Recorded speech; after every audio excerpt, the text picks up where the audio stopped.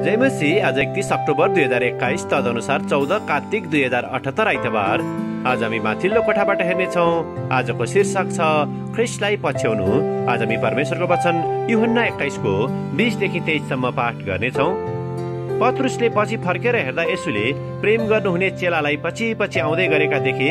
यिनले नै बेलुकीको भोजनको बेलामा उहाँको छातीमा ढल्केर प्रभु तपाईलाई पक्राइदिने को हो भनी सोधेका थिए। तिनलाई देखेर पत्रुसले येशूलाई भने, प्रभु यिनको चाहिँ के हुने? येशूले पत्रुसलाई भन्नुभयो, म नआएसम्म तिनी पर्खिरहन् भन्ने मेरो इच्छा भए पनि तिमीलाई के? तिमी मेरो पछि लाग। यसै कारण ती चेला मर्दैनन् भन्ने कुरा भाइहरूका बीचमा फैलियो। येशूले तिनी मर्दैनन् भन्नुभएको थिएन, तर म नआएसम्म तिनी पर्खिरहन् भन्ने मेरो इच्छा भए पनि तिमीलाई के भन्नुभएको थियो। आमेन। यूहन्ना 21 को 22 लाई लेखिका यहाँ जोड दिनुहुन्छ।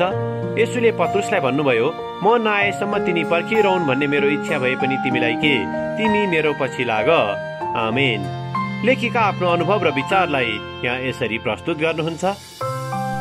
जब म सानी थिएँ, मेरी बहिनीहरू र म कहिलेकाहीँ झगडा गर्ने गर्दथ्यौँ। प्राय त्यो सानो कारण अथवा व्यवहारहरूको कारणले हुने गर्दथ्यो। मेरी आमा अथवा हजुरआमाले हाम्रो झगडामा अलि बढी पोल लगाउनेलाई तिमी आफ्नो बारेमा मात्र सोच भनेर भन्ने गर्नुहुन्थ्यो। साथै विद्यालयमा पनि मेरा शिक्षकहरूले त्यस किसिमको व्यवहार दर्शाउने विद्यार्थीहरूलाई त्यही किसिमले गाली गर्नुहुन्थ्यो।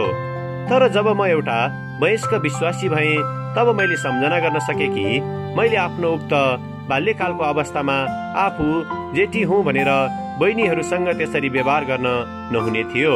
उक्त कुरालाई मैले ती अवस्थाहरूमा महसुस नगरे तापनि मैले आफ्नो पोल लगाउने ती व्यवहारहरू गलत थियो भनेर आफू हुर्किसकेपछि मात्र थाहा गर्न सके। ती समयमा विश्वासीहरू भएपछि मैले अरूलाई न्याय गर्न मिल्दछ भन्ने गलत शिक्षालाई अपनाएकी थिएँ। जब म आजको वचनलाई पाठ गर्दछु, यसले मलाई मेरी आमा र हजुरआमाले भन्नुभएका विगतका ती शब्दहरूको सम्झना दिँदछ। आज उहाँहरू पनि विश्वासी भइसक्नु भएको छ। आज जब कसैले नराम्रो व्यवहार प्रदर्शन गर्दछ र म मनमा नै पोल लगाइरहेको हुँदछु, तब म येशूले यसो भनिरहेको आवाज सुन्दछु, तिमीलाई के मतलब? तिमी केवल मलाई पछ्याऊ। आमेन। आजको विचार, म ख्रिस्टलाई पछ्याउनको निम्ति बोलाइएको हुँ। प्रार्थना। अनुग्रही परमेश्वर, तपाईको पुत्रद्वारा हामीमा ज्ञान बाँड्नु भएको निम्ति धन्यवाद। उहाँलाई पछ्याएर तपाईलाई महिमा चढाउनको निम्ति हामीलाई सहायता गर्नुहोस्, येशूको नाउँमा। आमेन। आजको लेखिका चार्ल्स डार्विनले, ओहायो, अमेरिका। आजको प्रार्थनाको विषय, जसलाई मैले न्याय गरेको छु।